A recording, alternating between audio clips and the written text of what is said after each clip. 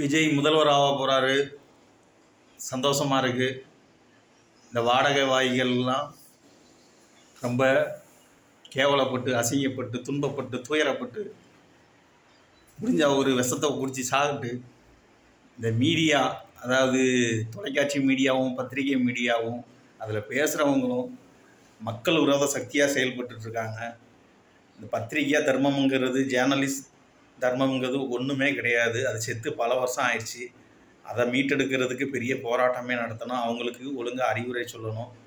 Media பத்திரிகை எல்லாம் ஒரு வன்மத்தையும் ஒரு தனிப்பட்ட கோபத்தையுமே பேசுகிற ஒரு இதுவாக நடந்துகிட்ருக்கு.